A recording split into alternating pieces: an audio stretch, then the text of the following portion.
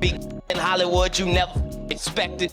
They be having these big mansion parties, and the mansion party, the whole mansion is a party, and then it's a separate party in the little rooms. I ain't been famous that goddamn long. I'm excited in a mother to be at the mansion party. You be looking at all the goddamn rooms, and you around and look in the wrong room. Come here, come here. Is that two niggas kissing? Did you know that I can see you? Shut the goddamn door. I'm glad you're here. Everybody wants to know, why'd you walk away from $50 million? I wasn't walking away from the money. I was walking away from the circumstances with the newfound plateau. Yeah. It was completely outside of my frame of reference. I've been in show business since I was 14. I've heard the stories, seen these kinds of things play out in front of me. Katt Williams has been speaking loud for years, exposing the dark games going on in the industry, stuff that never made it to Instagram or YouTube. Meanwhile, Dave Chappelle has been quietly slipping out the back, staying low after allegedly seeing just how dangerous Diddy nights could be. And now that Diddy might not see the light of the day ever again, industry's biggest whistleblowers are finally coming out to expose it all and why they never went back to Diddy after spending just one night at his place. Katt and Dave didn't just wake up one day and decide to call out the industry. They had receipts and memories from rooms they never should have been invited into. In one of his interviews, Katt made it plain Hollywood doesn't push you out unless you've seen or learned something you weren't supposed to. He get blackballed. Yeah, because in 30 years I've done nothing but collect information, knowledge, and your secrets. So if you and a man was in a corner doing something you wasn't supposed to be doing, you will tell it. No, somebody come to tell me. Okay. I gather that, I value that, I'll pay for that. Come, tell me. I know so many things I shouldn't know, and they all know it. They all know it. Why? Because you don't make me the villain. Not the guy that raises black children and ain't never done a hard in his life and don't have no stories of doing nobody dirt. So it's no surprise that the power to be tried to end Katt. This man has been to jail 30 times, but they were never to hold him down. 30 times. When I'm in there, I'm fine, and I'm understanding that I'm put here for a reason. And the people that get joy off me being in here are really gonna look stupid because I'm finna be free, because you gotta be setting this up. I'm never anywhere to get anything. You don't know I just made $300,000 in your city. That's why you think I might be out here as a... Back in 2006, long before folks were ready to listen, Katt hit the stage talking about one particular night in Hollywood. Most thought it was comedy, but now it's sounding more like a confession. He described those big law mansion parties where the main floor would be lit, music blasting, stars everywhere, and folks celebrating, but behind those main rooms there were side rooms where some real nasty stuff would go down. In Hollywood you never expected. They be having these big mansion parties, and the mansion party, the whole mansion is a party, and then it's a separate party in the little rooms. I ain't been famous that goddamn long. I'm excited in a mother to be at the mansion party. Stuff that Ollie Carter warned us about. You knew these parties were not okay. They weren't freak-offs. They were satanic ritual. Katt, being new to that level of fame at the time, was excited. He walked through those mansion halls like anyone would, curious, maybe a little hyped. Then he peeked into the wrong room. What he saw hit different. I ain't been famous that goddamn long. I'm excited in a mother to be at the mansion party. You be looking at all the goddamn rooms, and you around and look in the wrong room. His words, two dudes were straight up getting down in there, and it wasn't the kind of vibe he expected. Someone even pulled him closer, like it was a secret to share. That's when Katt backed off. That moment alone shifted his whole view. He just knew right then and there that he couldn't be part of that type of lifestyle. Is that two niggas kissing? Did you know that? Years later, Katt would bring up that moment again during an interview. That's when he talked about rituals and how black entertainers were being played, used, and then discarded. He kept mentioning how certain circles in Hollywood weren't just about status or deals, they were about submission, power moves, dressed up like parties. And Diddy kept coming up. Some of us are against the Illuminati, and we are against the Illuminati at our own detriment. When people are against the Illuminati, then they get punched in the face all the time. The press hates them, and nobody likes them. End quote. We all love Dave Chappelle. Exactly. Dave Chappelle has never been a part of the Illuminati. They don't want him or me or people like us. But now it's not necessary for us to stir up that hornet's nest unless we intend to get stung a million times. I didn't understand that. They had to sting me a million times. I'm still not going to join. Right after that, the industry came for him hard. According to what Katt said, the headlines made him look crazy. They threw his mugshots all over the media, told lies in the press, and tried to turn him into a joke, not because he lost his touch, but because he refused to play along B. Because the people want to know, why would he get blackballed? Yeah, Because in 30 years, I've done nothing but collect information, knowledge, and your secrets. So if you and a man was in a corner doing something you wasn't supposed to be doing, you will tell it. No, somebody come to tell me. Okay.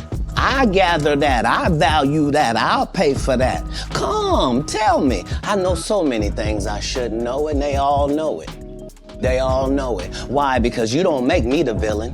Not the guy that raises black children and ain't never done a hard in his life and don't have no stories of doing nobody dirty. All right. How do you handle that? Because they put your name in the press with a lot of rumors and a lot of situations that they try to put on Katt Williams.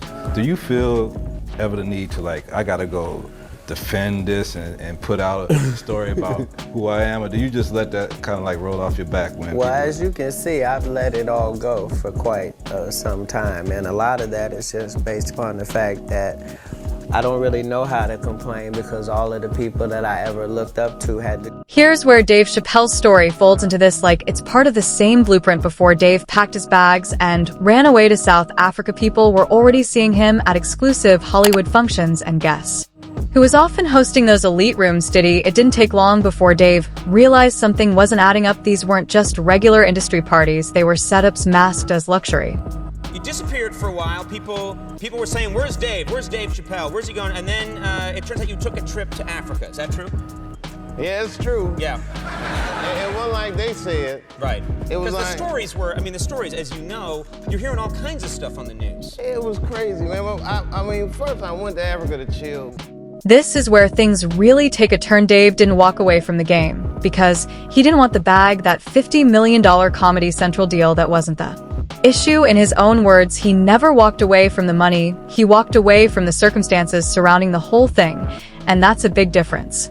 Everybody wants to know, why'd you walk away from $50 million? I wasn't walking away from the money.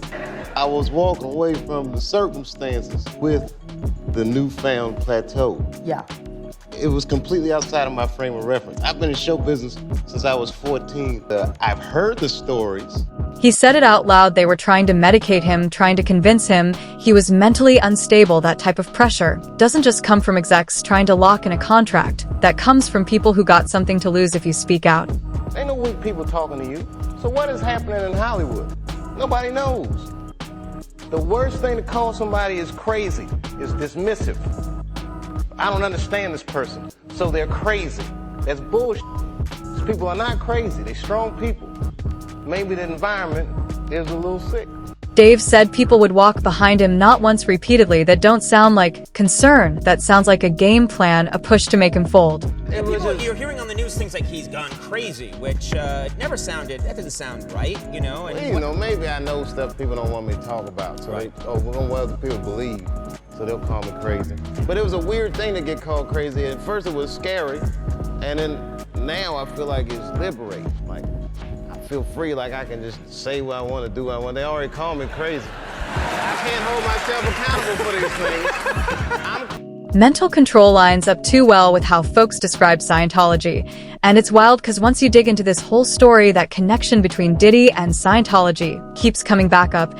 Now, to be clear, Diddy never stepped out publicly claiming he's part of the Church of Scientology, but his network overlaps heavy with known members. We're talking about industry names like Will and Jada Pinkett Smith, who've both been connected to the church in different ways. How you gonna not know nothing about Scientology and attack somebody? It's dangerous and it's ignorant. Will and Jada launched the New Village Leadership Academy, a school based on Scientology teaching methods. They use something called Study Tech, developed by Elrin Heward, who founded the church. That School eventually shut down after parents realized what it was really built on, even though Jada claimed she wasn't a Scientologist. Actress Leah Riney, who left the church and started exposing it, called her out. She said she saw Jada at the Celebrity Center in Law plenty of times, and she didn't just say that in interviews. She wrote it down in her book Surviving Hollywood and Scientology. Leah even shared a moment that had folks scratching their heads. She talked about a night at Tom Cruise's house with the Smiths. Supposedly, Cruise made everybody play hide and seek in his massive estate. At first it sounded goofy, but Leah later made it clear these weren't just silly games, they were part of something bigger, an introduction to deeper control, and Diddy being in these same circles that got people wondering. With what has come out so far, Diddy's events were leveraged places where certain guests were caught doing certain things. Secret cameras, hours of footage with big names on them. The idea was to keep people in check. But if that wasn't already enough, then comes Jamie Foxx. Jamie used to be real open about pulling up to Diddy's parties. He even joked about how he got and said he'd walk in with a camera and play it cool like he was documenting the whole event. He'd catch all kinds of moments, scenes most folks never got to see. Popped out the town car with a camera, said, yo, Puff, yo, you gotta let me film this, the whole thing, we need to document this, Playboy. He was like, yo, let him through. And I'm like, all right, I'm through. And I had the big Canon camera, it wasn't like this. Sure, yeah. So I had the big Canon camera with the light and the battery. Yo, do that again, Puff. And so I started hanging out with Puff like back in the day. And I know this story don't make sense, but it's gonna make sense. I would hang out and watch him throw parties. Sure, he famously threw his white party out. Well, he would throw a party. One point, I went to Philly, followed him all the way to Philly. He threw a party, and he said, yo, Playboy, this party costs $1.5 million to throw. I'm like, you are out of your mind. And I said, Puff, I'll throw you a party for $400.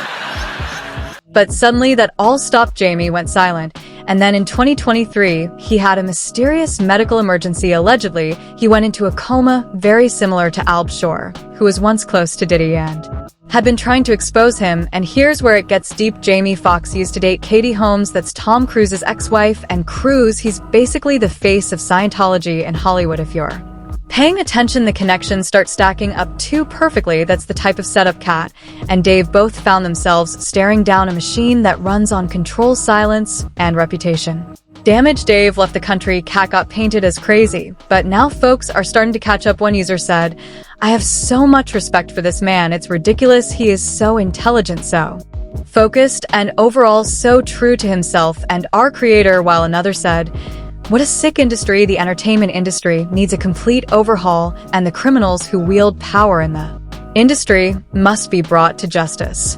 Kudos to men like Katt Williams and Terrence Howard for their strength, courage, and integrity. So what do you think? Drop a comment and share your thoughts. And if you're into gritty stories that keep it real, hit that like button, subscribe, and check out the next video lined up for you right now.